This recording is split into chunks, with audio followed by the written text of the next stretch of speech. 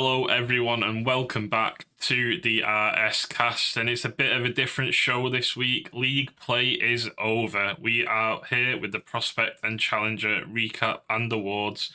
And obviously, the one we all wait for, the one where you all have a go at us, it's the predictions. But our predictions have been all right so far. Nothing too out of the ordinary. But as next to me, as always, is Buddha and Barmanitan. Hello, guys. Hello. It's great to be here. It's always a great week when we get the RSCast starting it off, and obviously we get to follow up with even more playoff action. But what way to start it off with Prospect and Challenge with some great series that we got to see.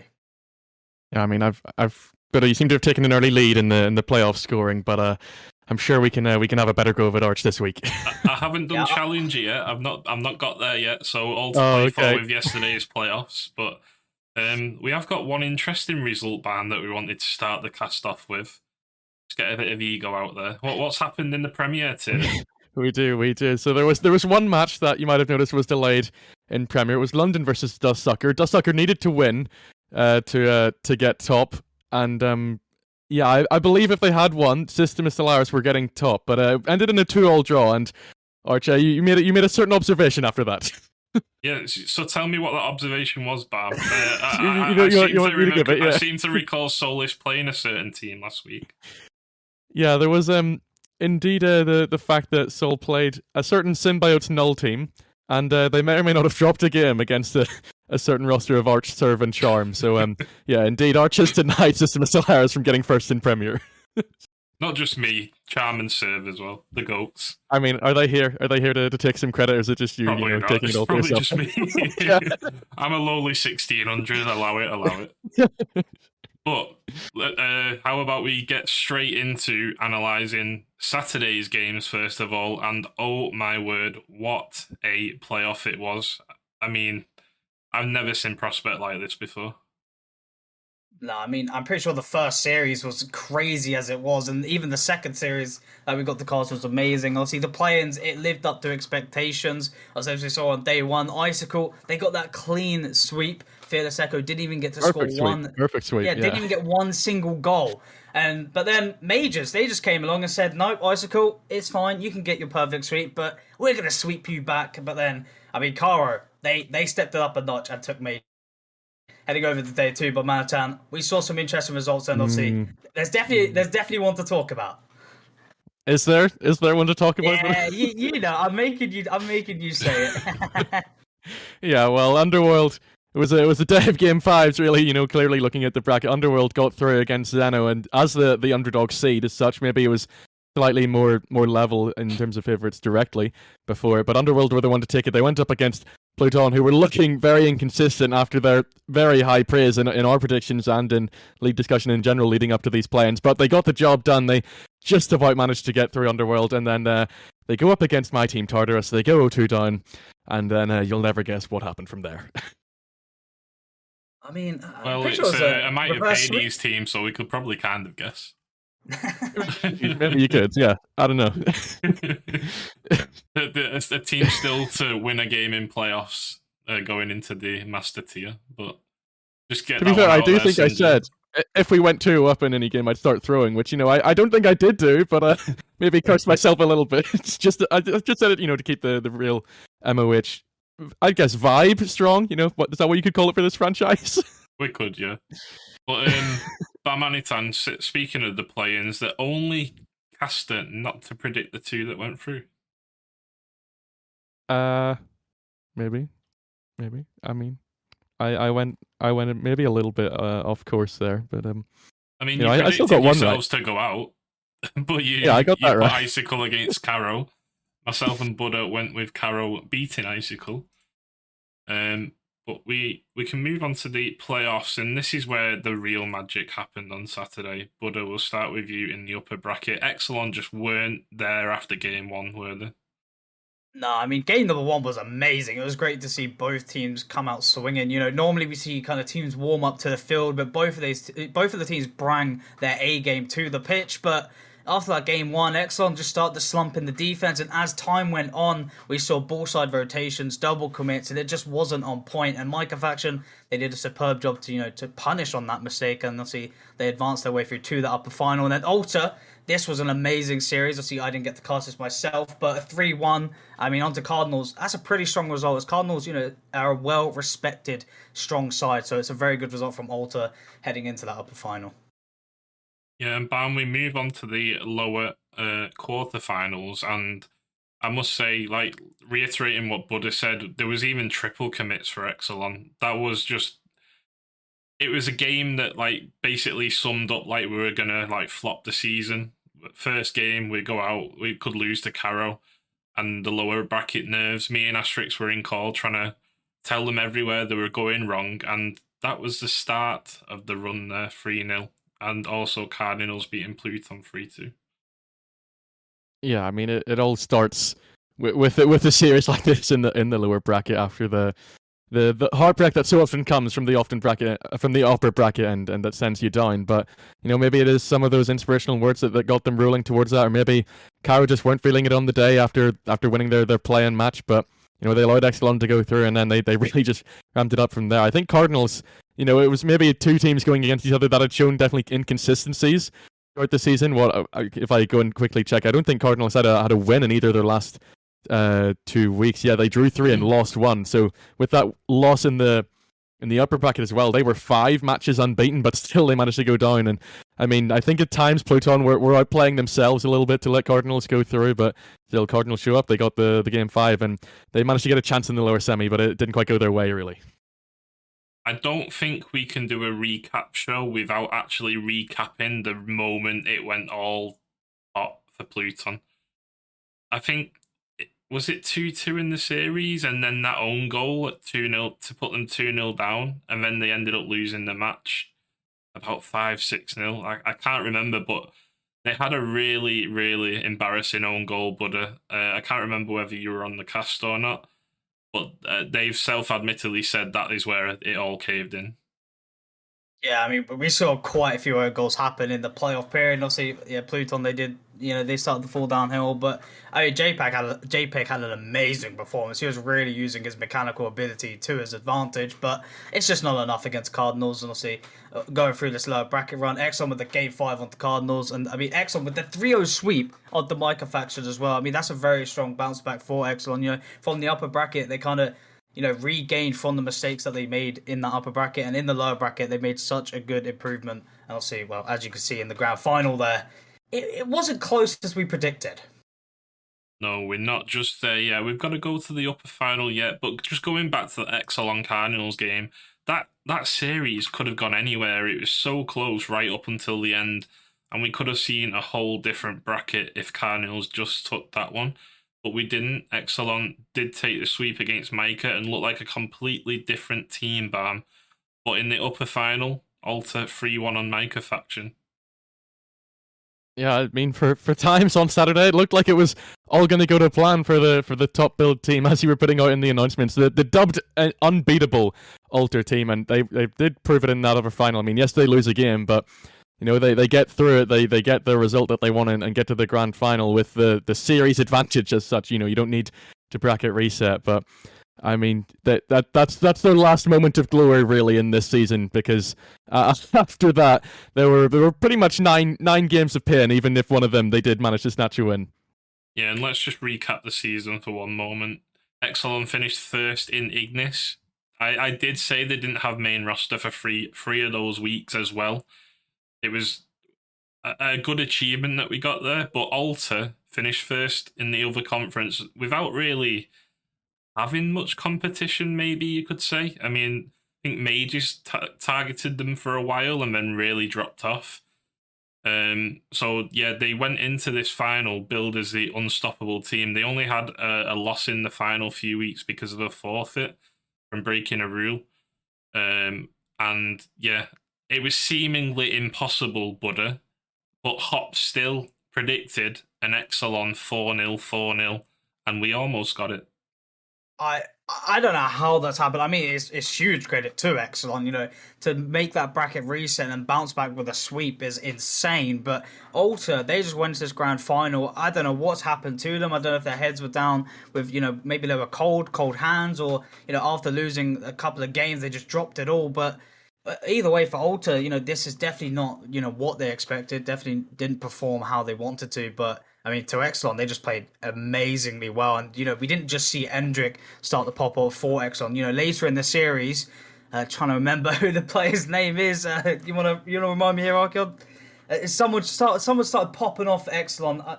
Yeah, my brain's gone. Avion. All of them were popping this weekend. Avion. That's it. I mean, Avion was stepping up massively, to start it off. But I think from there, the momentum for the whole team was crazy. And Exelon, I mean, nearly 8 owed that full bracket reset, which is crazy. I don't think we've ever seen a grand final bracket reset be that kind of not easy, but like Android 16, not tight. Android 16. Okay. That's old news. That's one old word. News. The season 6, Android 16. But yeah, Bam.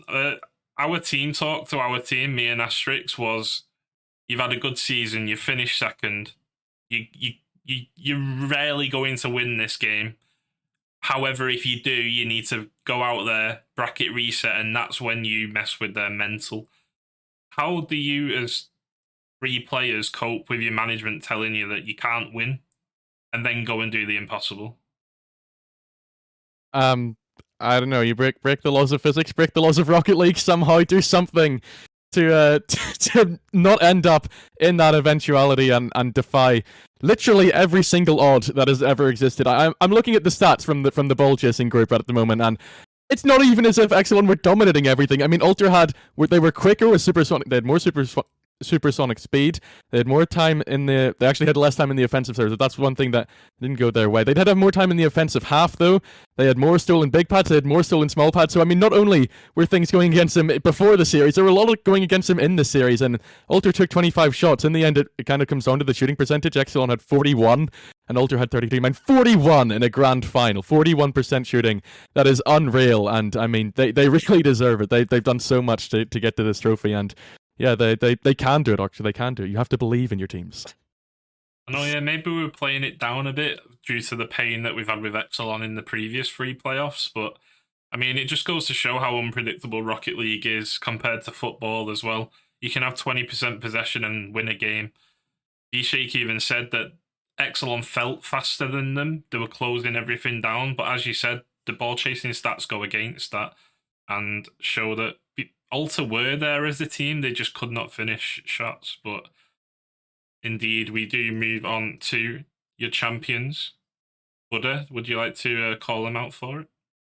Well, it will be your captain, Endrick, Floesta, Avion, and Lena's the sub in the Prospect tier. Symbiotes franchise Exelon are your champions in the Season 9 Prospect playoffs. Well deserved from them. They lose their first series in the upper bracket and make that 4 lower bracket run. The bracket reset 4-0 sweep in the final series. A way to go out in style, almost going unbeaten if obviously they didn't have that close game 5 and that first series. But either way, a huge run from them, and respect has been earned for all of these players, and what a great day they all showed up to be. Yeah, and Bam, I just want to close it going to you. If anyone does complain about our playoff system and say that people can't make the Cinderella story run, just look at Saturday. Absolutely. I mean, it's not even the sole example. We of course have Bladesmiths last season, but they don't go on to take it all. Symbiotes do, and the other thing I'm thinking about looking at this is some of the storylines. Looking at Endrick 2 seasons ago, his debut season in RSC, he finishes last in Prospect, and look at the rise on this guy to come up to the top of Prospect and really just destroy in a grand final that it looked like it was always going to be tough and always going against them, but all 3 done really well. And Avion actually, keeping up his good performance, all-star last season, and continues it on. They've done really well. And Fluhoster, even looking at him, he avenges his demons from last season's final. So there's a lot to talk about here. And I mean, of course, credit to you and Asterix. And I don't know how much Swift was involved as the AGM, but I mean, it all comes down to a lot of the well, it doesn't all come down. A lot of it comes down to the management as well as the players. And I mean, building this team up from the ground. But yeah, huge congratulations to all of this excellent team.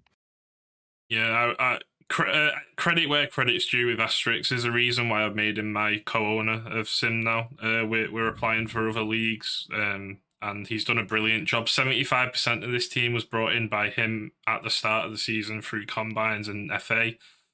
And then I kind of said Avion's the missing piece. He was all-star last season. He's really low value compared to what it was last season. So yeah, just bits of the jigsaw going in place. But huge credit to Lanners as well. It's his first season in RSC and he's performed admirably for a 9-3-5 player.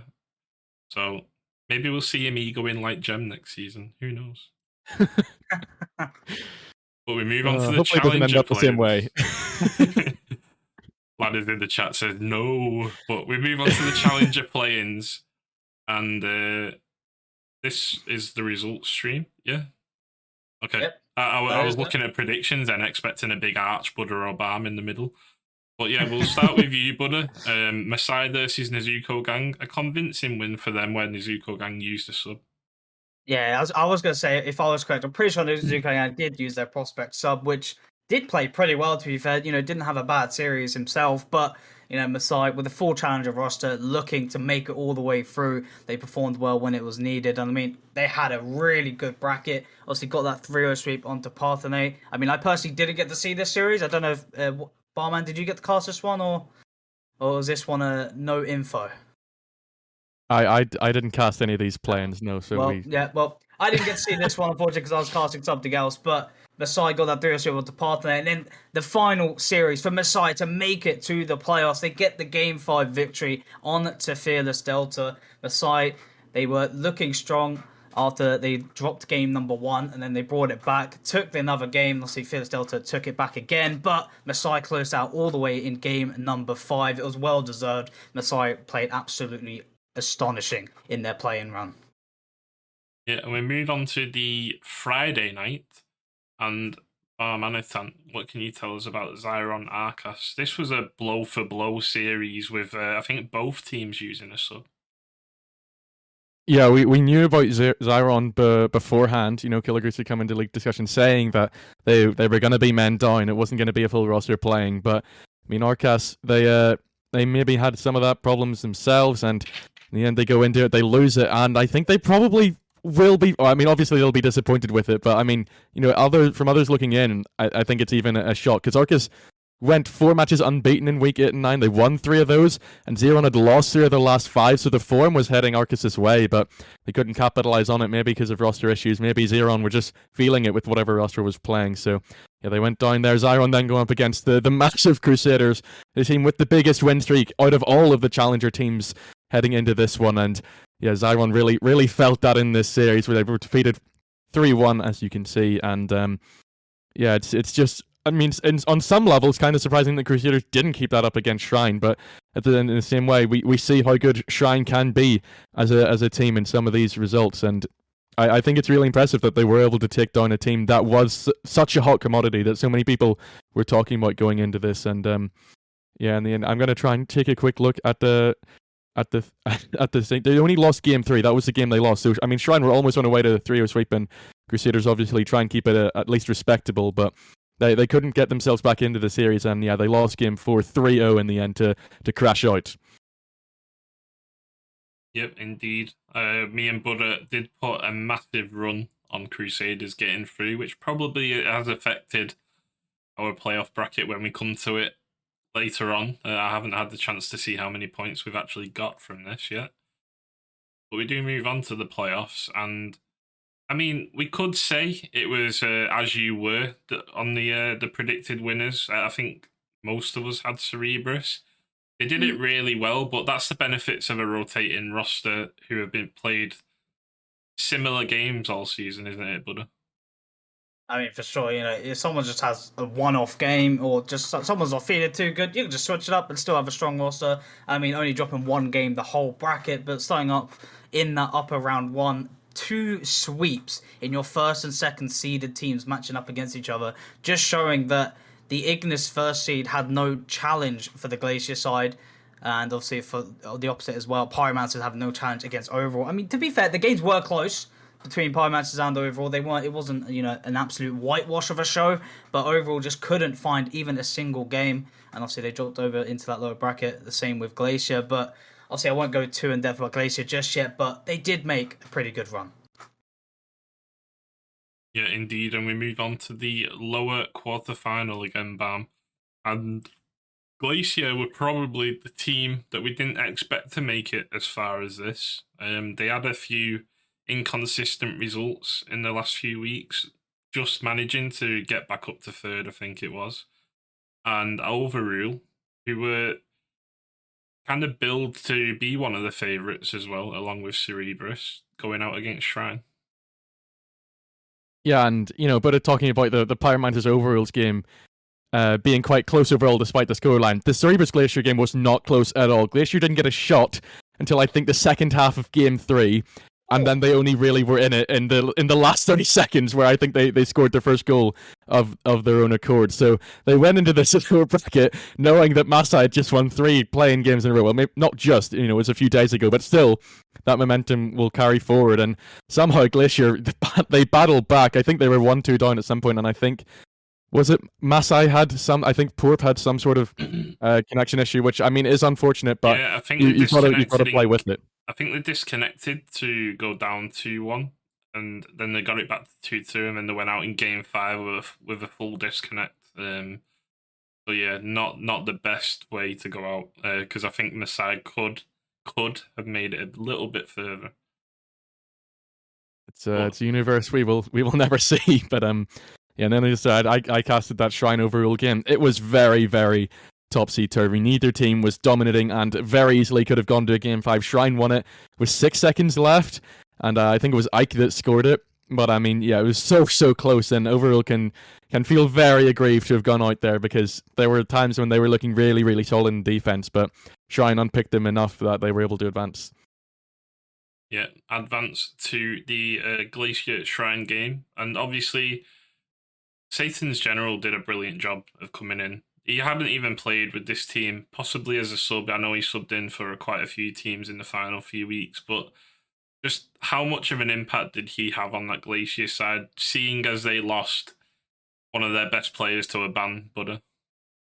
I mean, he did incredibly well. He was putting on the pressure, putting the defense to work. And I even admitted on the stream in this Shrine series, I said, Glacier proved me wrong. They've proved themselves. Honestly, I didn't expect them to go as far just because it's a new player coming in. Going against a team like Shrine, who's got that league play chemistry.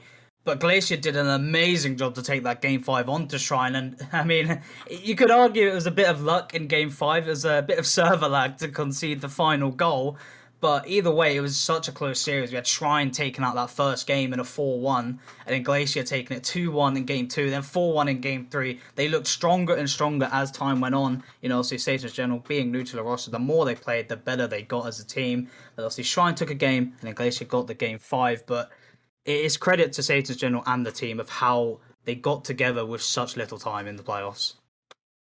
Yep, and a clean sweep from Cerebrus in the upper final. They didn't drop a single game in the first 2 series, sending Pyromancers down to the lower bracket to face Glacier, and that lower bracket run just ended by Barmanitan. Yeah, again, Cerebrus looked... I mean, there's a reason they came in as top billing, and a reason that they'd confirmed first so long before the league play ended, and I mean they really followed through in it. Pyromancers definitely put up more of a fight than Glacier did in this upper bracket, but still Cerebrus looked pretty confident for most of the way, and even when Pyromancers went ahead, Cerebrus bounced back. I think it was in Game 2 that it happened, and just kept on rolling from there to knock Pyromancers down to that game where, of course, they find their own bounce back, and yeah, they eliminate this lower bracket run from the Glacier side that was weakened by the unfortunate ban, and yeah, the Pyromancers they come in as the top seed from their conference, and they deliver on it, and they'd finished 2 games ahead of Glacier in league play, and then they finished 2 games ahead of them in the lower final, so somewhat just in that aspect. Yeah, and Buddha in the final, Pyromancers looking to get revenge on Cerebrus. They did maybe one better than they did in the upper final. They won one more game, which they couldn't do there. But however, they obviously lost one more game as well. But it was a decent final and very, very close compared to what we've seen prior. Oh, for sure. Pyromancer has definitely, made Cerebrus work for that, for those trophies that the players did deserve. Game number one, it was kind of crazy. We saw Patroid just start it off with a nice double touch, and then we saw some crazy pinch in their own defense. It was just a crazy game 1-2 watch. They took that game, not game 5-3, sorry. And in game 2, they took it 4-1. They're just looking strong and strong. But then Pyromancers took their first win in that series, and obviously the only win, but it was only a 1-0 game. So, they finally found, how to take them down, but it wasn't too comfortable. Obviously a 1-0 victory, and then obviously Cerebrus took a 4-0 back, then a 5-4. But Pyromancers, they showed such good efforts, and if I'm correct, Cerebrus actually got 52 shots in that whole series, as Pyromancers were only allowed 33. I mean, Cerebrus, they were just on the offense all the time, and with 34% shooting percentage, you're going to take the series like that, especially with such dominance on the field. But Pyromancers, it is credit to them making that grand final. They did very well together. That's 10 plus shots a game. I mean, we said the final was close score-wise. However, when someone's dominating that amount of shots, it doesn't kind of tells you that it wasn't really as close. Maybe they were a bit settled in the final, but Pyromancers, you could tell, were throwing everything they could at Cerebrus to make it a good final, in which it was. And I must say as well, thank you for the Twitch chat for coming out as well. 132 viewers on Saturday, 137 on Sunday, and we can only go up from there with the tiers. So thank you very much for that, and all the donations and subs. But someone else who won money here is Cerebrus, £40 winners of Challenger, and Bam, we'll go to you. Troyd, your captain for this team, followed up by Mike, Eldruvo, and Wills, who was sort of billed as the sub, but pretty much played as much as the other two. Mike and Eldruvo, I think, had a scheduling clash, which makes it all the more incredible that this team adapted to that and just kept on going. They looked so strong in league play, and if anything, they looked stronger on the day in playoffs yesterday. And I mean, yeah, wow. What else can you say? Laroni, we've been singing his graces. He came on as a guest in RSCast, and we're like, you think you can do any better as a GM? He only went up in the franchise standings from that point onwards, and now he has a tier under his belt as well. So he's built this team up, I think, mostly in the draft. Was it all draft? Troyd was FA, Wills was FA, because they came from Might of Hades. I think they finished it off with drafting Mike and Eldruvo. It was a pre-made, though, in essence, because Petroid plays with Mike and Eldruvo, I think, as Berlin Berserkers. Maybe wrong. But yeah, they definitely play in outside tournaments together, from what I know.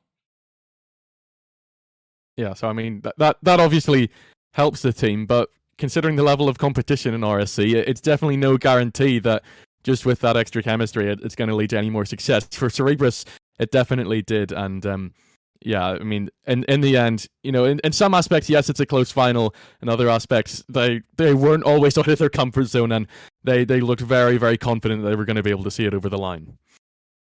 And I'm going to send you a bit again here by going, if you do want to win a trophy in RSC, move from Might of Hades to another team. Sorry, you just wanted to give away his franchise.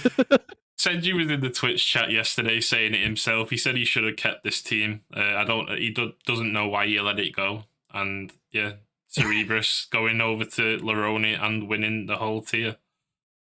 But we move on to the rival predictions now, and Bam, we start straight off with you. Let's go with your bracket run at the top. Yeah, okay, here we go. Let's see all the wonderful chat, what they have to say about this one. But Toxin, Uranum, I mean, there were quite a few matches in here that I was really stuck staring at for a while and couldn't really pick out any strong reason for why one should beat the other. And I mean, Uranum, I casted a few of their last league play matches. They've made this sort of dream run with the roster change, and they look strong. But Toxin, I think they have a maybe a more reputable roster. They've got more reliability in moments like this, and I think they should be the better team on the day. They go on to play Sanctum, and I think Sanctum haven't always capitalized on or like lived up to the hype we had pre-season. I mean, what did we predict them top of this tier? Let me go check. Yeah, the it rankings. was top, yeah. But we had so much faith in Boblink and Axel after pre-season because I think they reached the final and won, didn't they? What, preseason? That sounds right. That sounds right. Nah, I won preseason. Oh no, it was Felix Charlie versus Pandora, wasn't it? Yeah. Oh, how dare you! Okay, we predicted Sanctum first, though, even though they were the finalists, I think. I think it was Pandora, wasn't it? Was it? Okay. Yeah, no, it was Pandora. They were predicted to win playoffs, though. It was 9 weeks ago. There's a reason why I stayed off RSCast for a while. There's just too many names and teams to think about. Yeah, there's a lot going on. But I mean, most of that, I think, champion prediction was about just the roster and elsewhere. You know, the preseason wasn't always the best, considering they didn't make it to the final. But Axel, I mean, a lot of it was looking at him and his final chance to step up. So, you know, I think they're going to at least provide some sort of challenge on the day. And I mean, in this bracket, obviously, I've gone with the upper seed to win everything. But you know, it's just because I think that seeding is correct. I think League Play's done its job here, and it should go as expected. I think Sentinels can be slightly unfortunate to be in the lower bracket, considering how good they'd been the whole season. And yes, they somewhat threw their last 3 weeks with not a win in sight there, but only 1 game off of Unity. I think they should be the better team and will not Sanctum out in that 3-0 sweep. Other side, Pandora versus Concerto. I think Pandora will be feeling this match because of how close it was to get into play-ins and how well they did. You know, they win that 3-1 match against Neri. I think they'll really, really be feeling it with the whole mid-season roster shift and bringing all of the players in, Tar and Ethan and Cameron with Mash. But I mean, you can sort of say that about Concerto as well, considering they won that clutch game against Blizzard to confirm that they were making it. And if they hadn't got there, pretty sure they lost the 3-way head-to-head with Uranum and Journeyman. But I think Pandora just feel a little bit more. You know, they beat a team that was around them. You know, they denied Neri the chance to go ahead of them, and so I think they go forward. But then I think whoever comes out of that match is going to have a really, really tough time against Yarba. I think I looked at the head-to-head and Yarba won it against Pandora because they're in the same conference, and I mean, kind of expectedly, I mean, we were at some points Yarba were top, and yeah, so I think they go with 3-0 sweep no matter if it's Pandora or Concerto in that one, and I just have more faith in them than Montbéliard. I think they've had their troubles. They come out of week 9 with 2 wins, but I mean, at times the Montbéliard I think have just been more inconsistent, and you know, I think Yorba might have had some more tougher matchups in the last couple of weeks to drop out of the top 2. Yeah, I can just see in the chat Ignis bias going off your predictions, Bam. You can't really argue with the data right now, though, Buddha, when Ignis is 2-0 in playoff victories and 3-1 in play-in victories, but you yourself have actually gone for a Glaciers team making it through the play-ins. Tell us about it. I have. Well, we'll start off with the upper one. I think Uranum will just be stronger than Toxin. Obviously, Toxin, new roster. They got Man of Mexico, a great player. Obviously, scrimmed with you, Arc, but haven't seen the full team play. But I just think with Uranum having more time as a team, I think they'll just edge it out. But wouldn't be surprised if Toxin can take anything up. And then Uranum on Sanctum, I just don't think Sanctum have got what it takes to fully take a series against Uranum. I think they're just going to be stronger. I think they'll take that in the 3-1, maybe even a sweep, you don't know. But against Sentinels, I think they will falter here. I think this is where they will really be tested as a team, and they'll get punished for their defensive rotation because they are quite an aggressive team. And the Sentinels, they're a pretty solid side. If you're not careful of Sentinels, they will take you down without a shout. And I just think Sentinels will just edge over Uranum. Unless Uranum have been scrimming hard and just, improving things that we don't know about, then maybe they do take it. But heading over into the other players bracket here, Concerto, I've got them with the Game 5 on Pandora. I think they're both respected playing teams, definitely teams that could take down teams unexpectedly. But I think Concerto, I think they are the strongest side. We scrimmed them a while ago and they were pretty solid. And Pandora, I just don't think they've got a lot of what it takes. They're quite easy to counter-attack on from what I've played, so I just think Concerto will take that just on the edge. And Yoruba, a 3-1 on Concerto, I don't think it's even going to be a challenge. I gave Concerto 1 game just because of momentum, but I could easily see that being a 3-0 sweep. But heading over to that final series, Montbéliard with the Game 5 onto Yoruba. again here, I only gave this a game 5 because of Yoruba's momentum. Montbéliard, recently they've been seeming they really want to get into it. They've been serious, and I think they're really going to come into this proving a point that, the recent league play, it's not been the best for them, but I think they're going to prove a point here with this play and obviously heading into the playoffs. And with Yoruba, obviously Flo, a very talented player, but I just don't think he's got the full team to take them Montbéliard, and I think Montbéliard just have more of a combined team over Yoruba. Yeah, I could probably agree with that statement as well. I'll start off at the bottom, seeing them taking over with you, and I've got the same. I think Pandora beat Concerto. I haven't really seen much from Concerto this season. I know they got a few good results in the final few weeks, I think, to push into the play-ins, but other than that, I haven't really seen much. And Pandora really did improve their results in the first couple of weeks, in the final few weeks when they finally got that settled roster. I've then got Yoruba moving on to beat Pandora 3-1. Yoruba finished third, just missing out on top 2 in our conference, and it will be a rematch of 2 head-to-heads so far. And I think Yoruba came out on top in those anyway.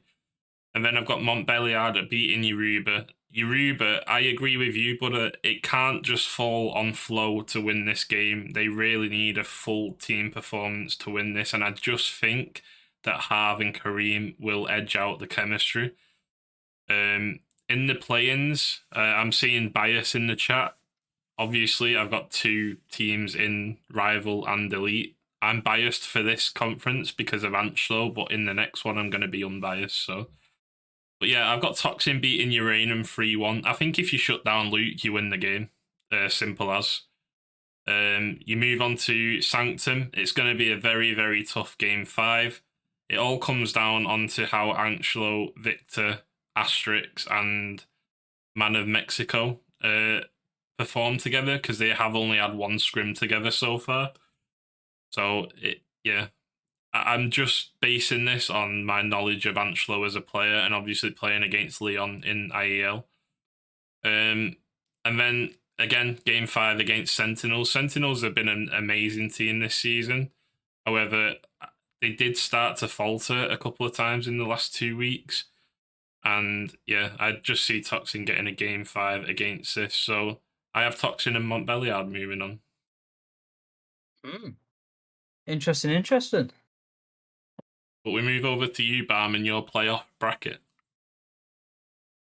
Here we go. So many matches on screen for me to try and talk through. But we'll start it at the upper round 1. Obviously, Fearless Charlie and Blizzard to advance. We saw it in Challenger. We didn't see it in Prospect, the top seeds advancing with Micah Faction, but obviously that went differently in the lower final. But this time, I think the Challenger trend will continue. The top seeds are looking very, very strong. Unity only scrape in the end by 1 game, and Sorcerers on the other side. They're 6 games clear, so they're a little bit more confident in their league play, finished second. But there's a lot of hype around this roster of put us in Fearless Charlie, and I think they'll be pretty confident of taking down Sorcerers there. Then into the lower bracket, Sorcerers going up against Sentinels. I mean, I do agree that there's a lot of there were a few falters from Sentinels in the final couple of weeks, and it was probably in their own hands to get top 2, and they don't quite get there. But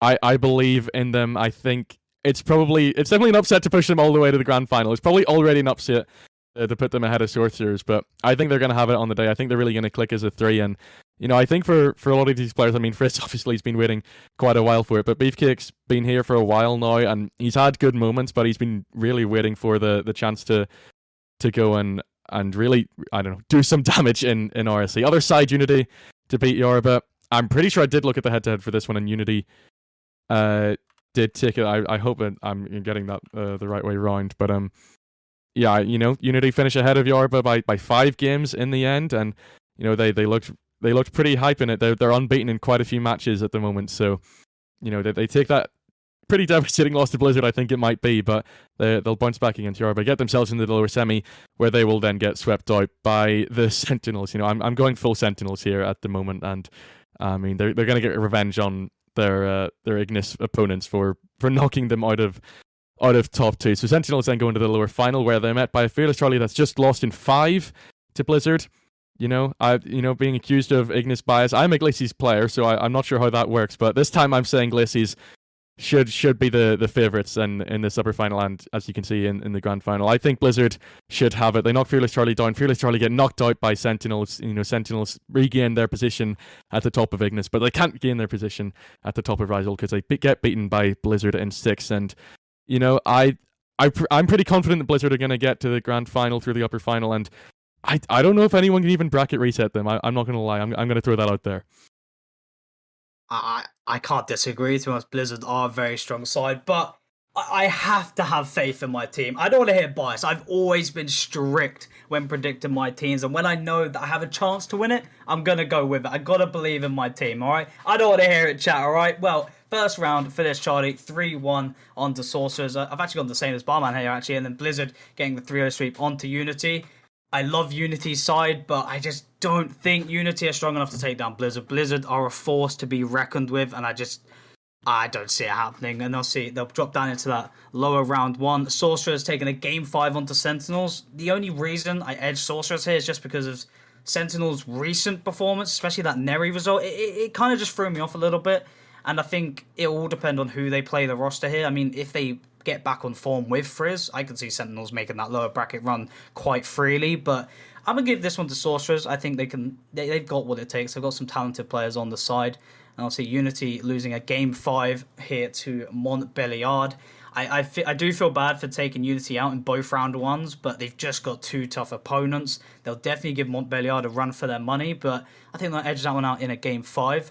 And then heading into the lower semis, I've got Montbéliard with a 3-1 onto Sorcerers. For this one, not really having too much in-depth knowledge of the Glaciers Conference, I kind of just went off league play, and I just went off Montbéliard's confidence as a team, and I just think they'll edge this onto Sorcerers with a 3-1. I'll see in the upper final, Fearless Charlie and Blizzard. I gotta have faith. I think we take it in a game 5. I think this will only go game 5 if we win it. I can't see us winning 3-1 or 3-0. Blizzard, a very strong side. You're not gonna sweep them. If you do, then, well, fair play to you. And they'll drop into that lower final and get that 3-1 onto Montbéliard. I would have probably easily put Blizzard on a 3-0, but Montbéliard with momentum, we've seen momentum in lower bracket runs, be really powerful. So I think they'll get a game, maybe the first game, but Blizzard, they'll control the field, play their own play style, and they'll just run their way with it against Montbéliard. Then in the grand final, with that momentum, Blizzard take that 4-2 bracket reset. Then I think we bounce back with just the good old-fashioned Game 7 Champions Field. And hopefully I get my trophy, but that's me having faith in my team. Yep, fair play. You've always been unbiased, and I back it. I back it. You're backing yourself, and that's what I do with my teams usually. However, I'm predicting them to make it through the play-in run and then go out in the first round against Sorcerers 3-1. I think the top 2 of Glaciers are really strong.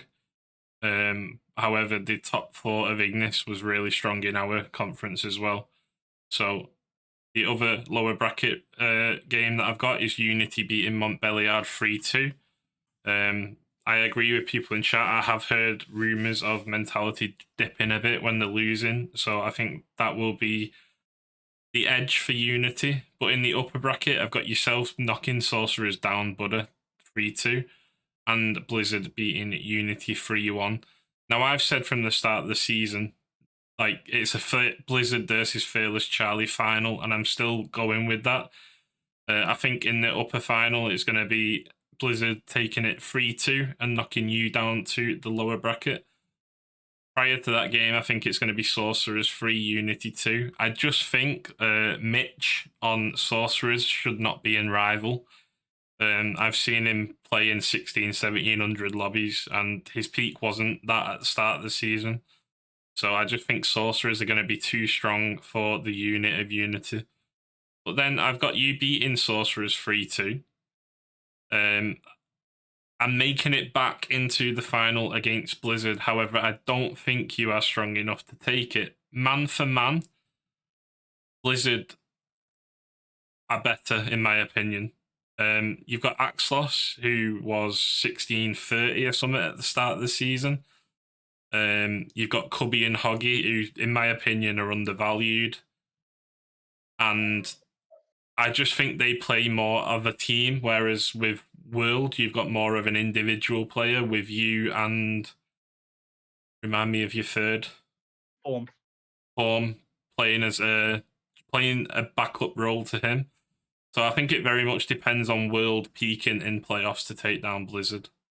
I respect it, honestly. I've got nothing. I'm not going to say anything against it. They are a strong side, but we've scrimmed Blizzard a lot. Obviously, I know personally how we match up against them, but I can see. I respect it. Yep, and we move on to Elite now, Barmanitan. Yeah, there's a whole other tier yet to go, folks, and Minty throws a thank God into the chat. I have indeed gone for the Venom Revenge over Vanguards, but before that, Vanguards to make that lower bracket run, all in Game 5s, I'm saying, on this side of the plains, and they're going to take down Anju. I think I would go Vanguards 3-1 before I'd go Anju 3-2. I do think Vanguards should be the favourite there, and they got their higher league play finish to earn being on the upper side of this match, and yeah, they're going to advance to Saturnia, and they're going to find that upset against the fourth placed team. They're going to carry forward that Game 5 momentum, find another one, and then I think this one is no, I think it's definitely going to be tough for Vanguards to get through against Saturnia, but I think there's definitely an element in this Venom game of knowing what happened in Week 9 and knowing how much that meant for this Venom team to be in this play-in situation. So it's an awkward match, but you're looking at the consistency from Venom, how much we've talked about this top 3 fight. They finish 13 games ahead of them in league play overall, and their goal difference is more than 60 goals to the better. 70 is that? I don't know, something ridiculous like that. So Venom should be winning this match, but that's what we were saying in Week 9, and yeah, that's what I ended. But still, I'm saying Venom go through. On the other side, Fearless Bravo to advance, showing my clear bit of bias with that one, but then not so much with the Argon match. I mean, obviously there have been so many talks about Argon, considering how good they were and how their roster changes affected them, how they ended up in 4th and not really part of the top 2 fight. But I think I still give a lot of respect to the roster, and I don't think either Fearless Bravo or Avalanche should be putting up too much of a fight. That Argon just individually have a lot of impressive players, and I think probably they're one of the rosters that could play any of the 4, and I wouldn't be too scared with their set sub. I mean, Skies is the lowest MMR, and I mean we've seen a lot of him throughout RSC. J Hill is another player. He's got uni RL experience. He's doing a lot. So yeah, I think Argon get through against Fearless Bravo in their semi-final and lose it out to Zalor. Yellow Crab won IEL last season.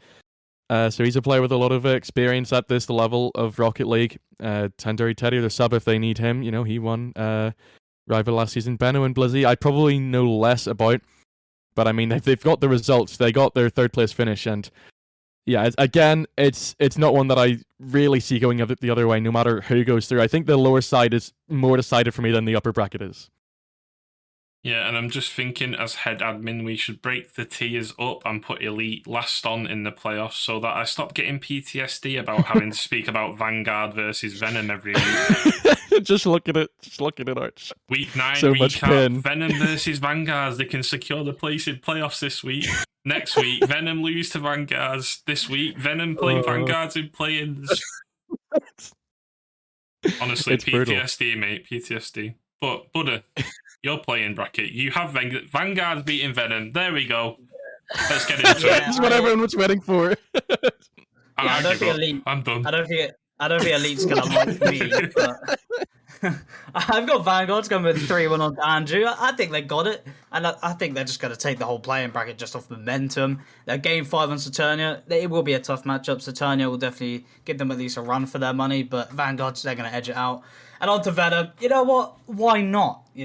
They took you out in league play, so I think, why not? Why not double it up? And they do it in a 3-1.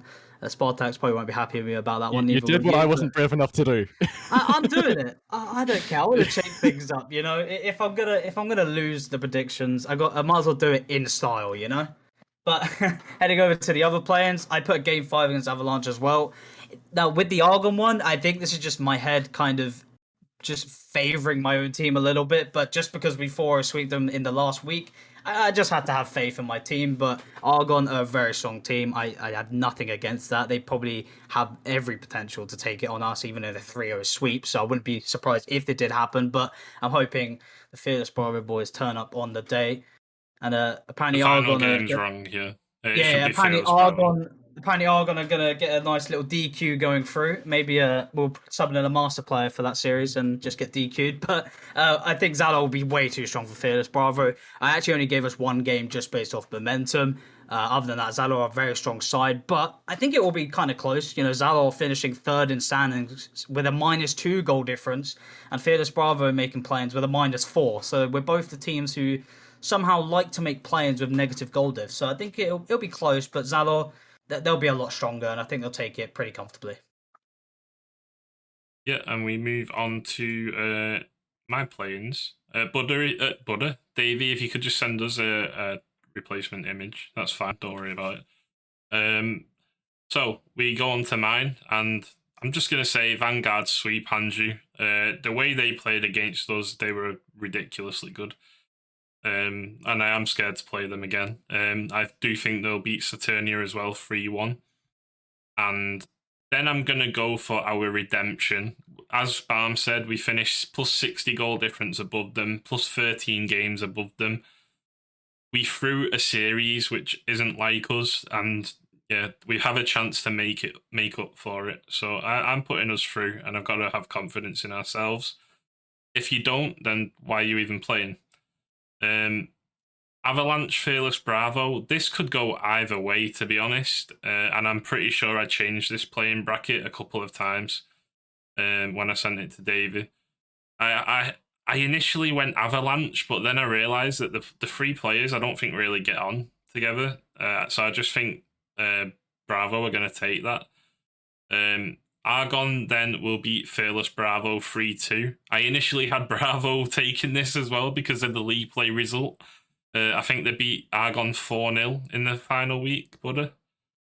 Yeah. Yeah. That's the only reason I put them to win. Yeah, so I just think Argon are going to make a redemption arc here as well. And then initially I had Zala to win 3-2. But then I realised Freddie got cut from the roster. Evie has gone on IR. And Blizzy and Benno are completely new players who have only been on the roster for 2 weeks. So I changed that from Zala winning 3-2 to Argon winning 3-2. I think Davey hated me for resending him the bracket because he had to redesign it again for me. But yeah, I've got Venom and Argon making it through 2 Ignis teams. The top 4 fight has just been crazy in that division, and I think that's how it's going to go. But we move on to your playoff predictions, Bam.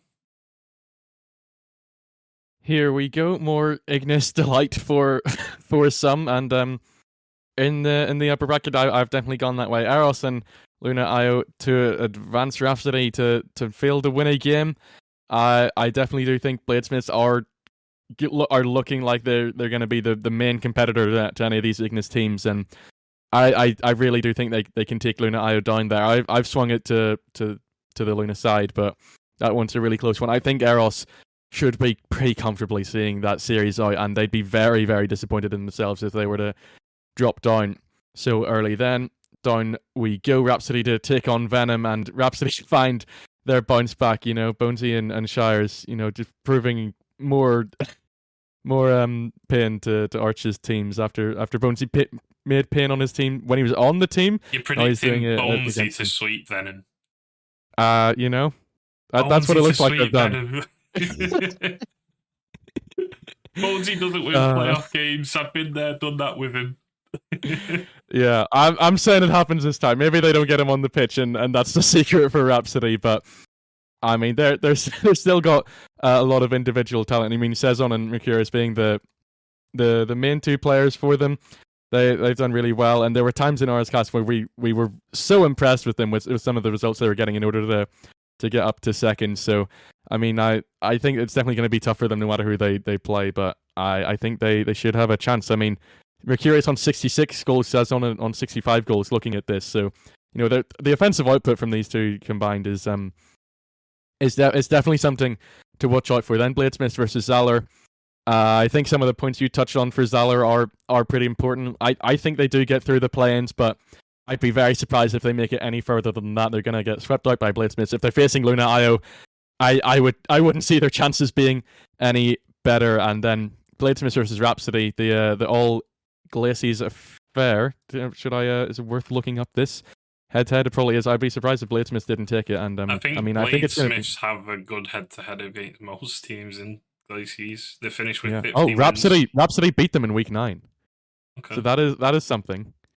But I mean, yeah. Again, it's the consistency from Bladesmiths and the experience as a roster in this very playoff bracket. You know, you're looking at last season and the fact they went all the way. I mean, I've said they're going to go one less far. Is that how you say English this time? But yeah. I mean, they should be able to win their lower semi, get their revenge from week 9. I mean, that was their first loss in quite a while. I think they had 3 wins in a row before that against Rhapsody, so they'll definitely be feeling it. I'm sure you'll hear from Sato later when he has a go at you for putting him in the lower bracket again.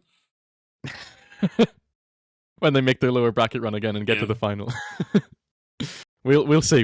In the upper final, Eros, Luna IO. This one, another one that's very much coin flip for me. Eros, in the end, pull away in the top 3, but it's so close and so many draws and between them, it's very, very crazy and to try and predict one of these teams to go through. So I mean, I've gone very mixed, as you can see from my upper final and grand final. But Eros to lose in 5, drop down, beat Bladesmiths, and I mean, this is my main thing that I'm going to say I'm confident in. Luna IO versus Eros in the grand final, whatever happens in the rest of it. And Eros, I'm not confident in this double win because it's so coin flip and so hard to call one. I'm going to say Eros do it. They win 4-2 and they win 4-3. Our first game 7 in the grand final in the league. That's what I'm going to say.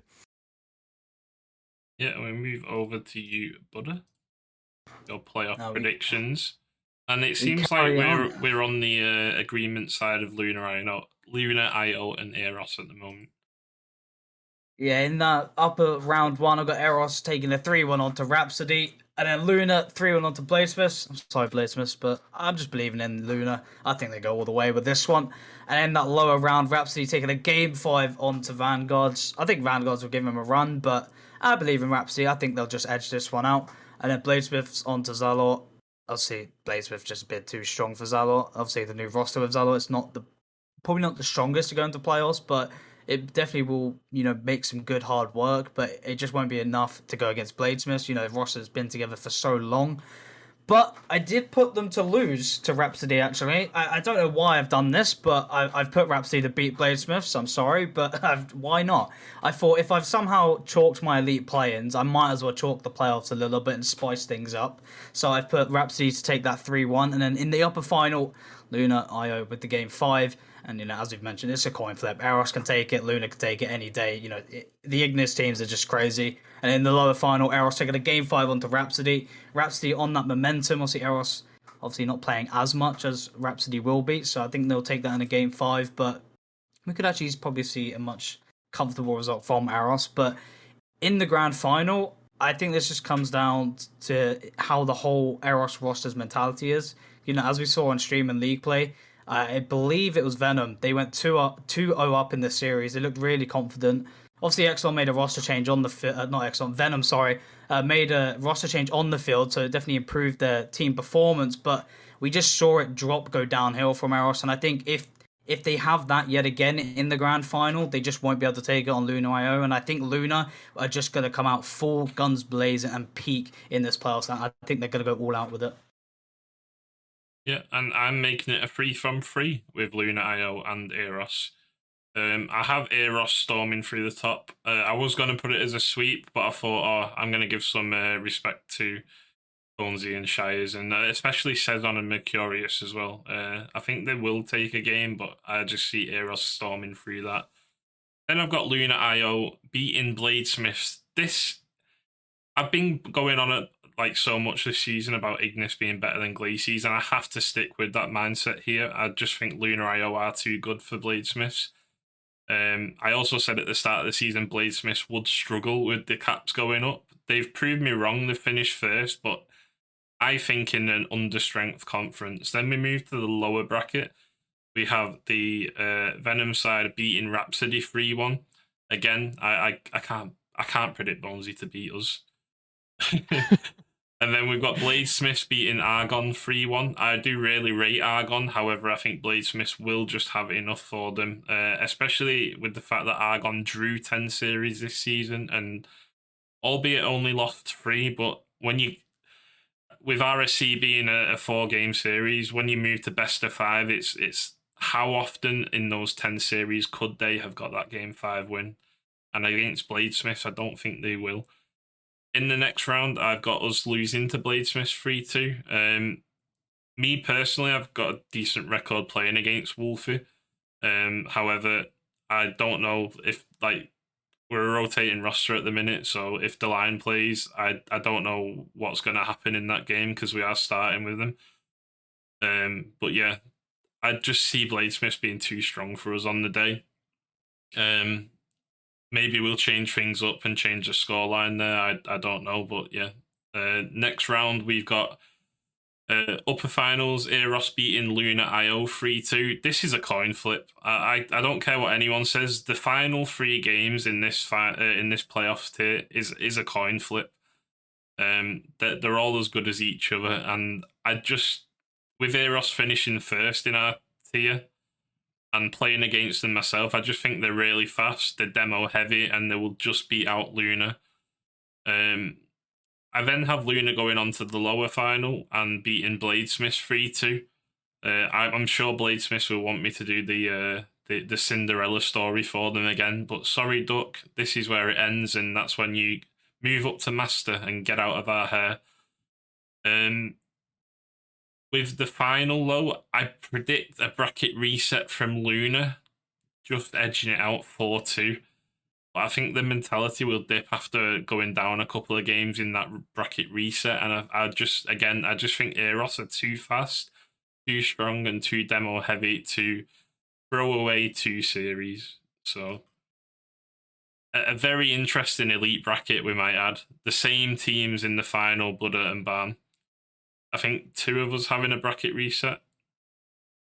Yeah. Yeah. I mean, as you said, it is all a of us flip. having a bracket reset, I think. No, I had. Oh no, you've just got Luna one IO. Yeah, sorry. I mean, it's so close, the talent between all these teams. These brackets could completely go the other way of what we predicted. Is crazy. Yeah, indeed. But what else is crazy is the clip of the season, and we start off with the prospect tier, Bam. Yeah, here we go. I mean, we're gonna run the clips first, and then I mean, we can send the link now, but obviously do not vote until you've seen on the clips. We're trying to avoid a popularity contest here, so vote for the one you like the most, not the one what you think the likely player the most. Yeah, we do have a late entry in Prospect and Challenger as well due to the playoffs. The videos were already done, so we thought we'll let them have the clip separately and we'll add it onto the poll. So here we go.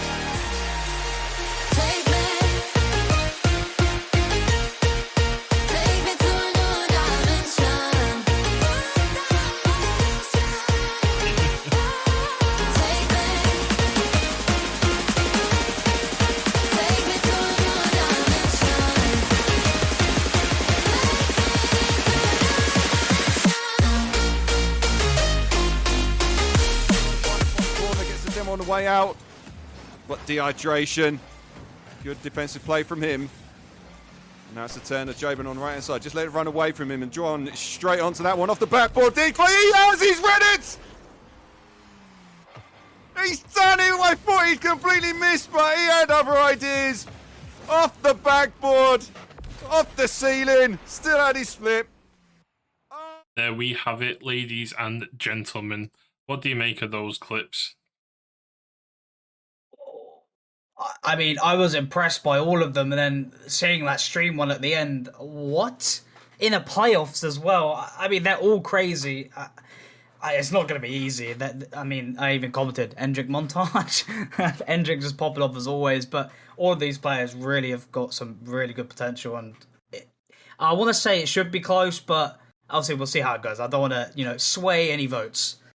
I want to know how my team won when we're just a bunch of clip hitters, Bam. See, that's the way to be. Clearly, Exelon proving it here. Endrick, of course, on 3 times, and Evian joining it on that podium. There's a reason why Prospects won Clip of the Week twice this season. Nature and Endrick each got one.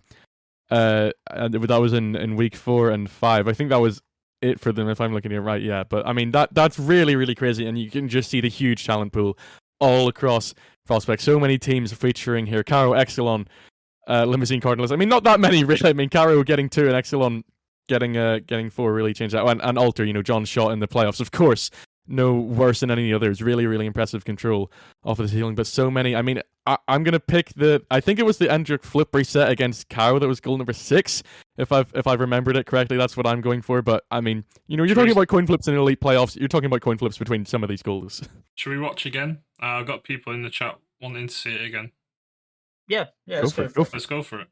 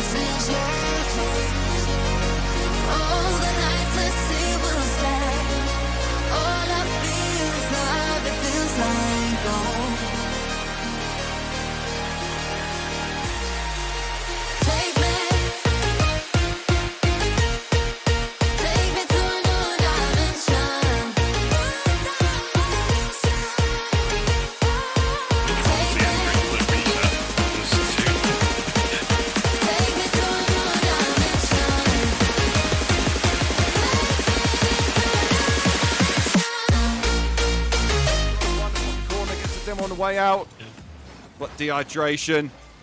Good defensive play from him. And now it's the turn of Jabin on the right hand side. Just let it run away from him and drawn straight onto that one off the backboard. Decoy, he has, he's read it! He's done it! I thought he'd completely missed, but he had other ideas. Off the backboard, off the ceiling, still had his flip. Oh my word. And there we go, guys. Max Power, goal 1. Endrick, goal 2. I say Endrick.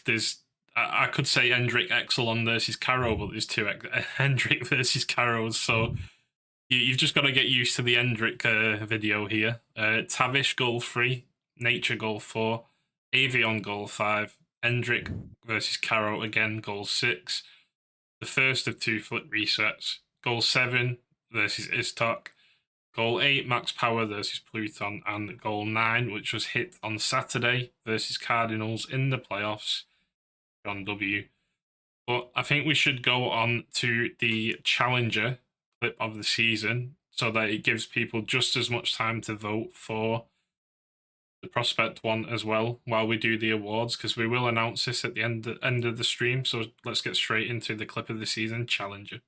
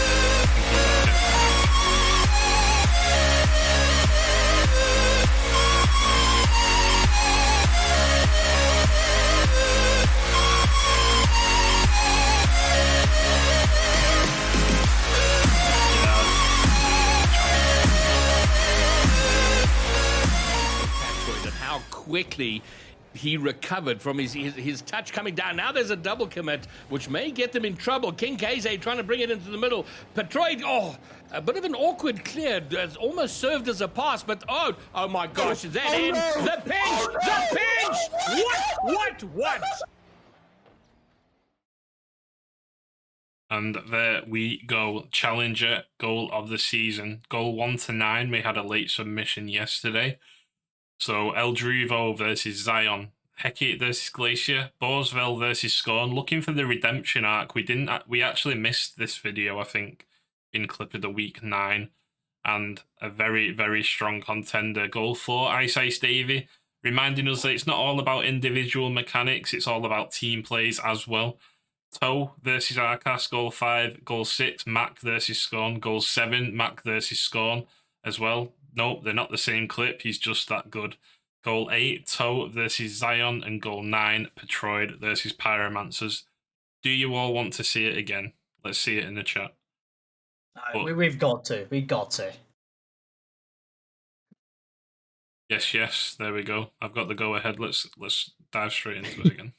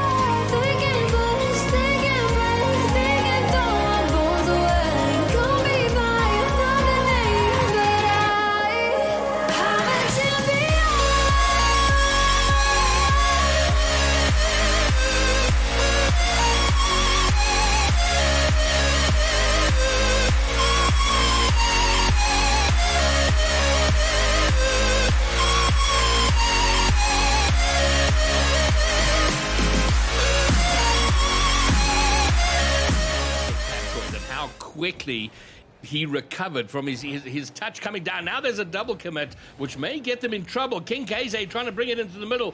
Petroid, a bit of an awkward clear. It's almost served as a pass, but oh my gosh, is that in? The pinch!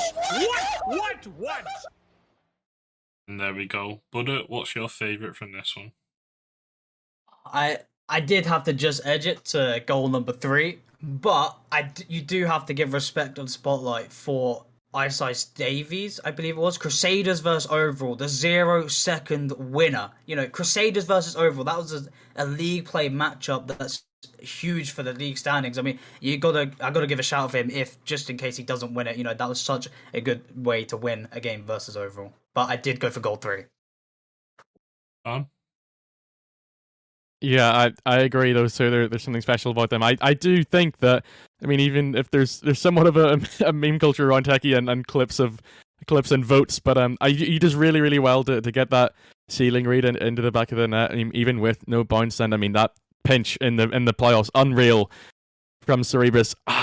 It's really tough, but I think I do have to give it to Borsville as well. I think obviously it's unfortunate he didn't get in the clip of the week, but it's a really impressive goal, and I think we all seem to be in agreement in the booth here. Yeah, Petroid really did pull off something stunning with that pinch, but he also typed sorry in the chat, which tells me they didn't mean to do that at all. It's just a bit of luck in the playoffs. So Borsville, with the amount of calculations that he'd had to do with all the air rolls, hitting it onto the ceiling, double tapping it. I mean, only a really strong challenger player can have the brain cells to pull that sequence of events together and be so fast to get that goal. So I'm going goal 3 as well, and he deserves it from being missed out on Clip of the Week 9, maybe missing out on winning that Clip of the Week 9. I mean, personally, for me, I just don't think an uncalculated pinch of a double commit should be your clip of the season. Maybe a clip of the week, yes, but when you've got some crazy clips from these players that they're hitting in their league play games, clutching up, I just think they have that more deserving factor for the clip of the season. But that is personal opinion from me. But either way, it is pretty close in the top two. Yeah, we will let that run till the end of the stream. It is a straw poll. There's no Twitch polls. It only goes up to 5. And there's too many good clips for clip of the season to just run a Twitch poll. So there we go. We'll let that run for another maybe 20 minutes while we're on. But yeah, here we start off with the awards. And Buddha, we'll start with you. The play-in and play-off results. You need a minimum of 8 games for this. Who's popped off in Prospect? Well, your MVP from the Pluton side will be JPEG with 399.13 points per game, or almost there with Endrick, almost catching up, but your finisher will be Flooster with 1.17 goals per game. Endrick and Avion almost catching up as well, but your striker from the Voltec franchise will be Bartyman with 52.56% shooting accuracy to have half of your goals going with 8+ games is a statistic to be proud of. Playmaker will go to your champion Endrick from the Exelon side with 1.13 assists per game to take the top stat from winning that many games is impressive. And your savior from the Alter team will be John with 1.55 saves per game. Jason and Jack almost catching up shortly.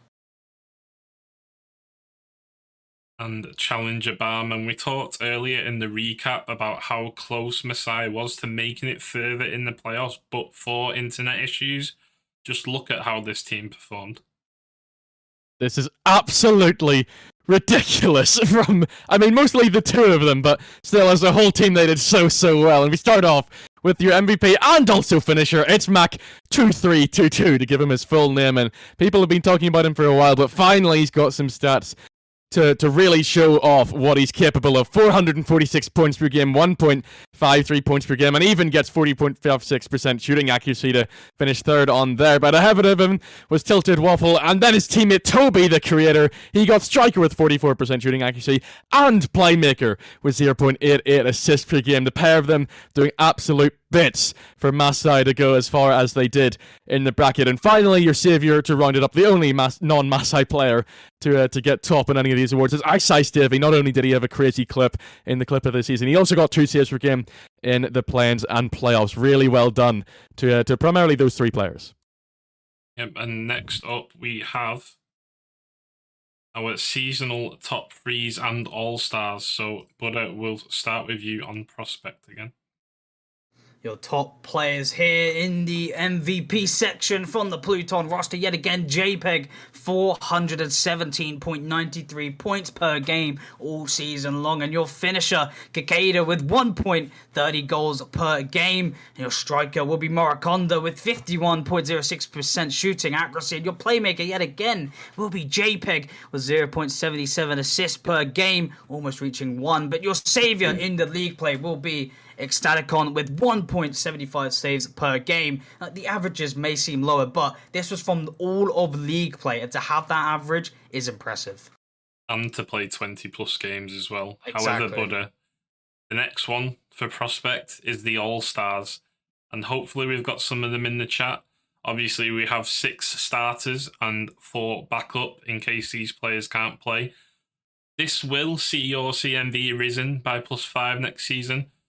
But don't despair, you have a show match on the Saturday the 14th of May.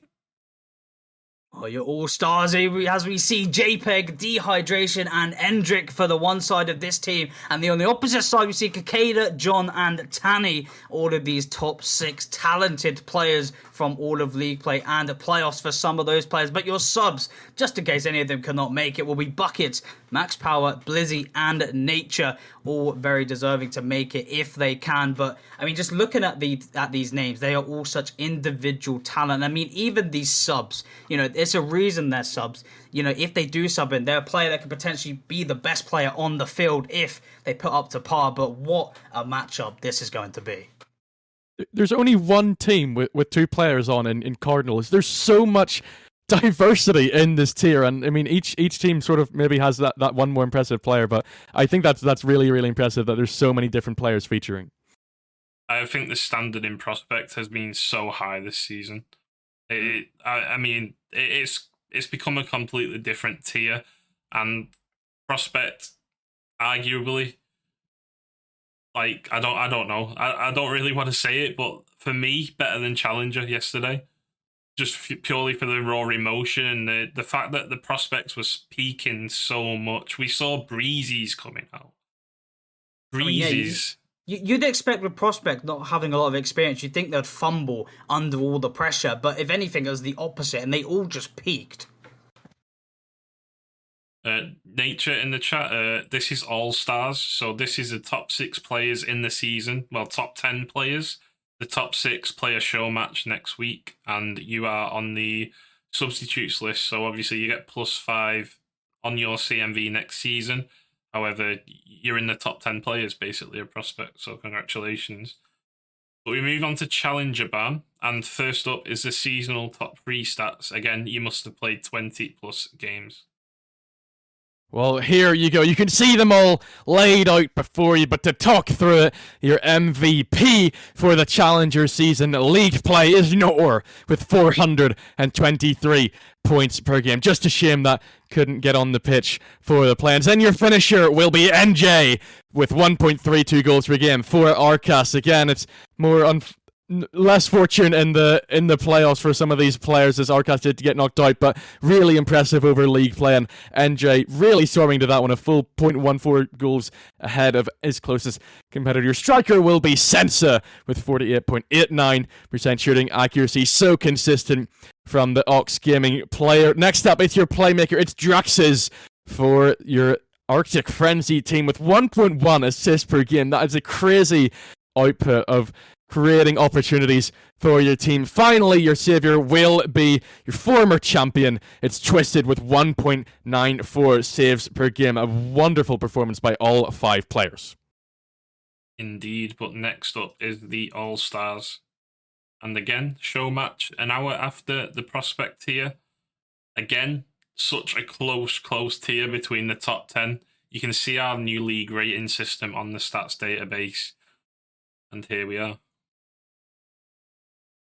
Here we go. Some incredible performances here, but on the one side we have Mac2322, El Druvo, and returning to this podium at Small Panda. He's had a few seasons out, but he's getting back up to an incredible performance. Made it to the final. So good from those 3. On the other side, we have Sir Cubix, King Casey, and Nor. What a performance from all 6. Your 4 subs will be Toe, Petroid, Borsville, and Twisted again. It's just a crazy output from some of these players. Yes, Prospect has really stepped up, but Challenger hasn't been a slouch either, and some of the individuals on this graphic right now really took it to a next level in some of the matches they were in. Yeah, and just to let chat know, the subs go in order from top to bottom. So if you are Toe on here, you are 7th on the list, and Twisted is 10th. So the same goes for Prospect. But Buddha, what can you say about the All-Stars here? Again, so close. I mean, very close indeed. I mean, this matchup, I'm hoping for the the game 7. I was going to say game 5, but just remembered it was a best of 7. I can see Prospect and Challenger going all the way. Such talent on the field. It's just going to come down to which players can just connect off meeting on the field. I'll see, unless they got chemistry outside, but. I mean, either way, I can't wait to see these show matches underway. And even if these subs come into play, it's going to be the same result as well. I can see it all the way going to Game 7, no matter what. I can't wait to see so much talent at the same time on the field. We saw it in playoffs, but we get to see it yet again one final time before we head in to Season 10. And speaking of Season 10, we're not just there yet. We move on to the RSC9 Prospect Player of the Season. And I'm going to let you take this one away first, Barm, because I'll get accused of bias if this pops up. But there's a lot of more than me voting for this in the server, and the stats team have been involved. The man who makes the database has been involved. Admins are being involved, and any single one of the top 6 players could have won this yesterday, and I think on Saturday, and it came down to the very final game. And it was so close. You're absolutely right. It was almost impossible to decide, but decide is what we all had to do in this behind the scenes. And Endrick is the man to do it for Exxon. Your prospect champion is also your prospect player of the season. Huge congrats go out to you. And just look at some of these stats. A goal per game with 68 games is stupid, absolutely stupid consistency from the man himself. And 50 assists is attacking output does not stop with the selfishness. He absolutely provided plenty of opportunities for his teammates on the pitch. 77 saves, 7 saves, 2 playmakers, 3 hat-tricks. You could talk about these stats all day long because it's just ridiculous. 38% shooting accuracy with 201 shots. What a performance by him. 26,000 points is what he finishes with, and yeah, absolutely huge congrats goes out to you. I mean, I would say commiserations to the other 5 All-Stars who didn't quite get there, but I mean, they've still done so well individually, all 6 of them. But just Endrick was that little touch above. I mean, let's name them. JPEG finished first in league rating, just missed out with Pluton. I think they finished 5th. Dehydration, such a good season with Cardinals, so consistent, taking so many improvements from last season. John has been unrivaled in his improvement this season. I think he's gone up 400 MMR. He had higher goals than Endrick, but failed on the assists and saves to Endrick. And again, it just came down to that grand final, picking these teams. And Buddha, what else can we say about the prospect tier this season? Because it's improved so much. It's been so mightily close. And it culminates here.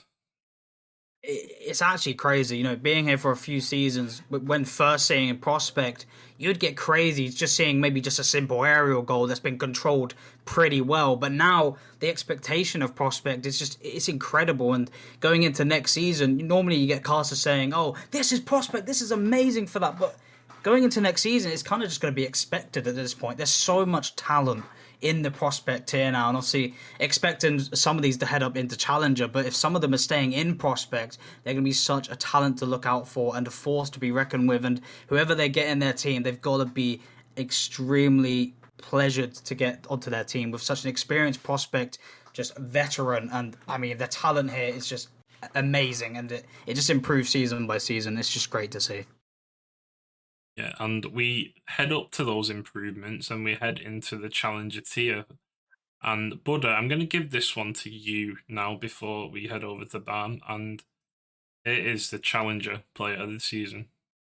Your player of the season in the challenger tier from the Pyromancers will be King KZ from the Dark Magic franchise. 64 games played, just surpassing 25,000 points, 19 MVPs for his side, 72 goals, just over a goal a game, 44 assists, assisting his team on the field, and 86 saves, almost getting to that triple-digit mark, but his shots just under 200, putting away, obviously, as we see here, just above the 70 benchmark. And the shooting percentage, almost a 50% shooting percentage throughout the whole of league play. Incredible. And his win rate was 67.80%. 9 hat-tricks for his side. 2 playmakers and 14 saviors. He's not just a goal scorer for his side. He's also clutching up in the defense. And that is why King Kaze has got the player of the season for his tier challenger. Again, from the Dark Magic franchise.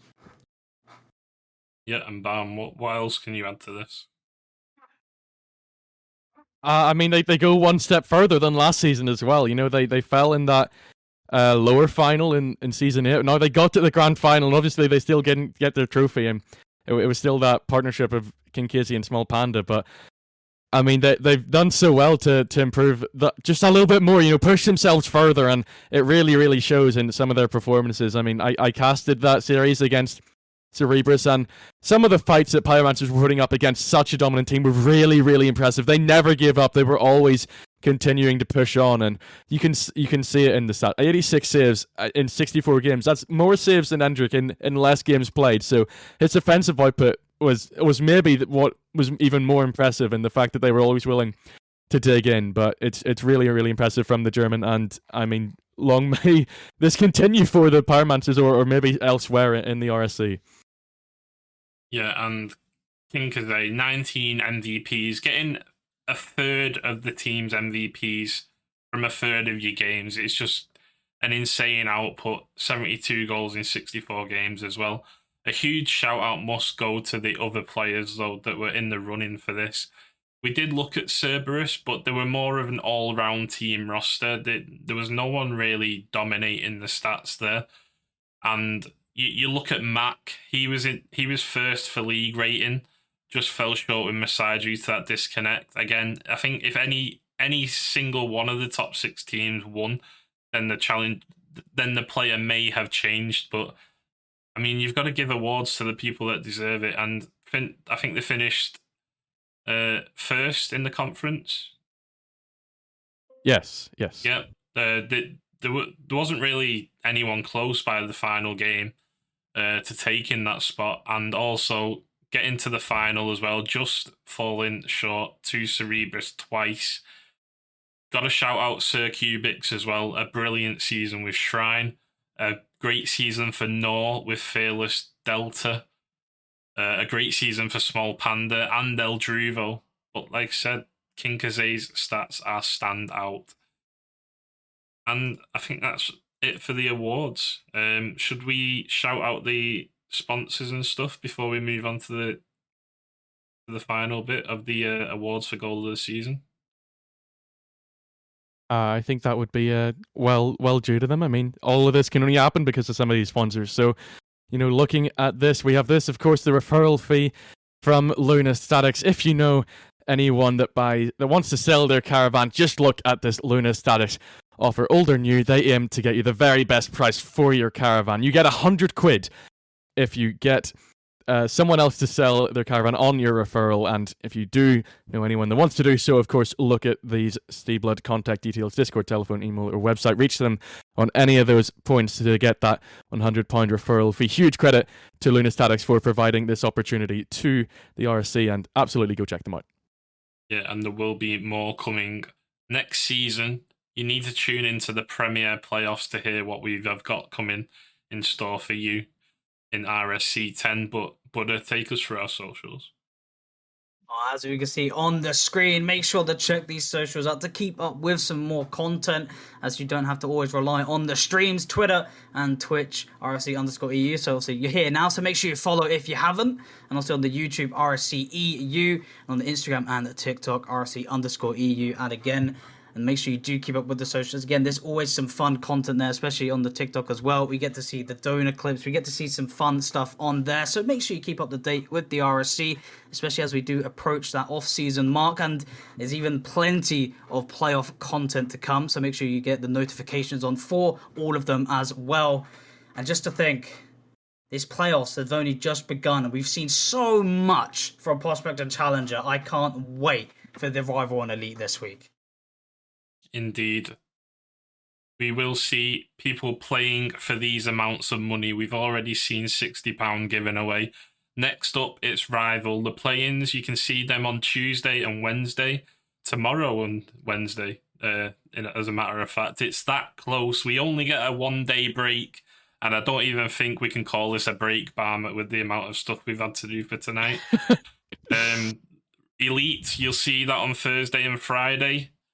With the play-ins, and then playoffs on Sunday. Obviously, the Rival playoffs on Saturday as well. I will be a bit boozed up at a LAN playing potentially, and maybe watching the playoffs and maybe doing some graphics while I've got a crate around me. So I wouldn't interact too much with me on Discord on that day. But yeah, I get to meet Buddha. I get to meet Papusa. This weekend is lit. Wait, you're meeting me this weekend? Oh, I thought you were coming. OMG. Oh, no, you ruined my dream. No. I don't know where this is coming from. I didn't even know I was down for our eyes. I'm getting even more drunk now. Buddha's not coming. Sorry. It's Pat and B-Shake, I think. I think B-Shake's coming, not Buddha. I'm getting my men mixed up. But yeah, if we want to see these tiers rising, always be free to send a donation. We've got a link in the chat. I think it's just exclamation donation or donations. Or look in the Discord. Look in the Discord. Look in the Discord. There we go. Donate. There we go. Thank you, Conflict. But yeah, we've got a direct link to there. If you don't want Twitch to earn commission on it, it goes straight to us from that link. Thank you, Hoggy, for the £50 donation last night. We appreciate everything that comes to us, and everything goes back into the league. No one takes money out of RSC, and you should wait to see what is coming next season. I'm telling you right now. But There's a lot. There's a lot. There's a lot. We put it in the admin chat today. There is a lot. That's all you're getting from us. That's all you get. That's all you get. I would hype and back it up, but I don't know what it is. So yeah, look forward to next season. But we're back to the caster cams for the first time in an hour or two, and let's close out with the clip of the season winners. Barm, I'll let you take this one away. Okay, here we go. You've been voting for them pretty much all night long at this point, and it was very close at some point. Endrick was in the lead for some of it, but someone made their comeback. For Alter, it was John with his playoffs goal, the ceiling shot that rattled in with Mirai Sky casting over it. Got 9 votes, 35% of the total votes, and what a goal. It was absolutely spectacular, and you're talking about its improvement over the season. You see all of that in that goal, and I mean, obviously it's not Alter's day on Saturday, but that goal really showed off something spectacular. Greybeard had that much fun on Saturday that he's back already with a raid. Thank you so much for bringing your viewers here, and we are just announcing the prospect goal of the season, Greybeard. So should we roll the tape? I think we should. I think it's only just for all these new viewers. Trying to find the bottom corner, gets the demo on the way out. But dehydration. Good defensive play from him. Now it's the turn of Jabin on the right hand side. Just let it run away from him and drawn straight onto that one off the backboard. He has! He's read it! You can do it. He's done it! I thought he'd completely missed, but he had other ideas. Off the backboard. Off the ceiling. Still had his flip. Oh my word! And there we have the prospect goal of the season. Buddha, the audacity to hit that in the upper semi-final playoffs when you're in overtime in Game 5 to take you up to that upper final. How? I don't know how he does it. I've never done that myself, and just to think how they felt after that, the momentum must have been massive in that VC for the team. But it's a humongous goal to get in the back of the net. Nothing easy to do, and John just showing why he's been such a great player in the RSC in his season here for Alter. And I mean, obviously they did falter in that grand final, but that clip just proves how good the Alter side were all season long. Yeah, and Bam, that just shows the improvement that John has given to the prospect tier this season and himself. He was a lowly 800 MMR sub for me over 2 seasons. We let him go, fly his wings away, and he goes to Alter, peaks, rises 400 MMR, does this in the playoff upper semi-final overtime. I mean, huge credit to John, who just narrowly missed out on that player of the season. Yeah, he pushed so close for it, and I mean, there's a reason why so many people were choosing him in the fantasy league, because his output was just crazy the whole season long, and it's because of skills like that he can pull out of his sleeve and really shock teams with just how good he can be. Yeah, and we have one final award tonight. Prospect has been won now, and now it's the challenger goal of the season, Barmanitan. So let's reveal who won this one. Absolutely. Once again, you've all cast your votes, and again, it's a very close vote. Ice Deviant Toe will be tied third with 3 votes. Petroid ran him really close with his crossfield playoff pinch for Cerebrus, but your winner of the Challenger RSC9 clip of the season goes to your overall player as Borsville with his absolutely sensational double tap. I don't know how he has the speed to do that. Someone pointed out that it's almost a covered copy of the RAS goal. And that's just how good it is. He's matching pro players with his efforts, and it's a very deserving clip of the season in Challenger. Yeah, well deserving in. I've gone to the video.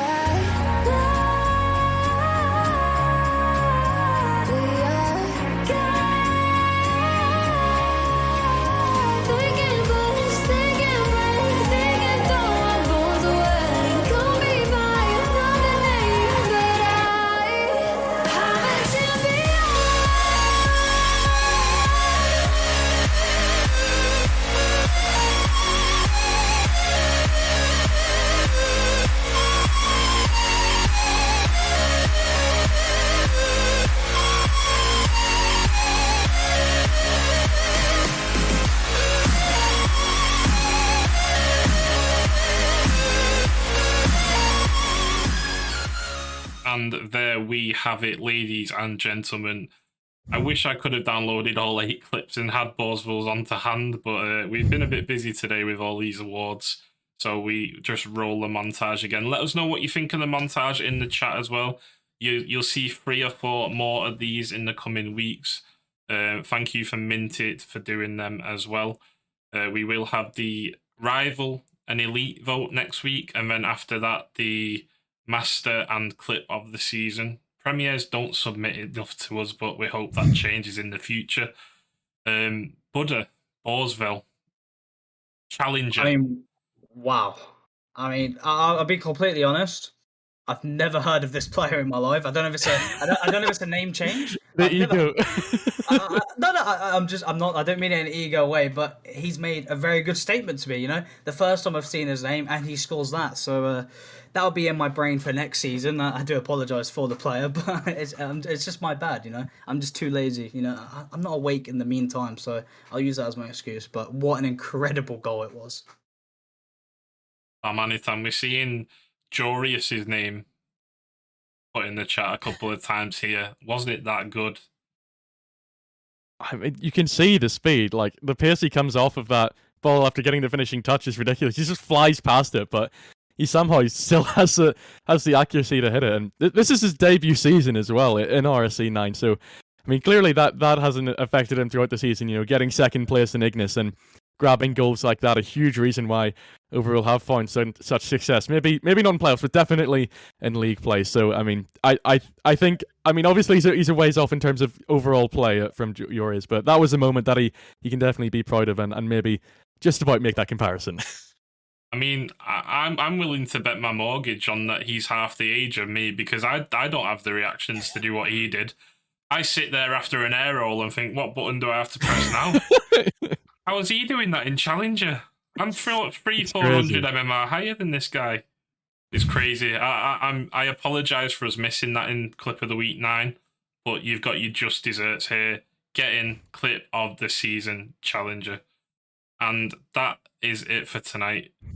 Thank you, ladies and gentlemen, for viewing the RSCast Prospect and Challenger recap and awards. We'll be back next week with the rival and elite tier. Do not miss our next 6 streams. We're streaming for the next 6 days. It's concurrent. The only days off we get is Monday, and it's still not a day off. We're here for you guys. But yeah, with me tonight, Buddha.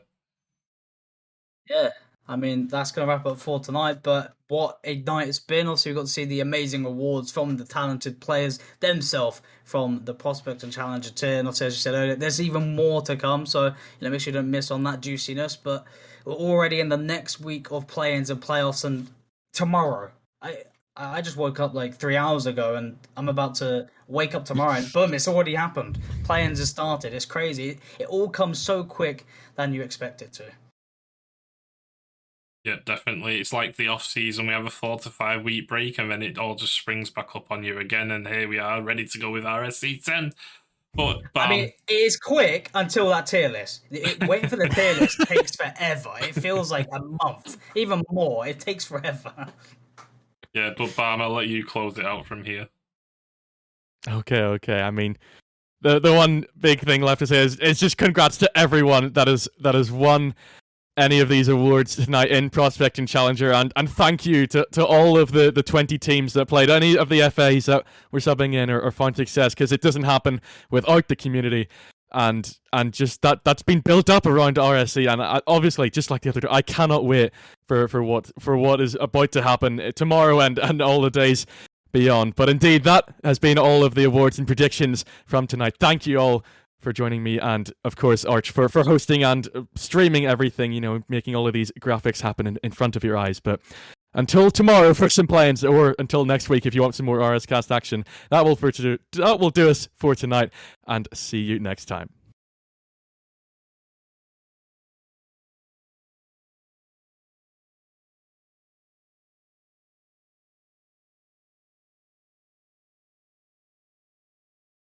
Hey.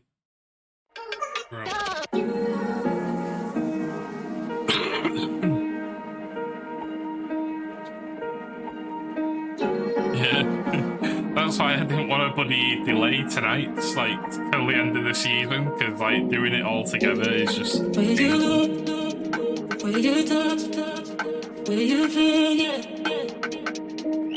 Or Axel Bozo.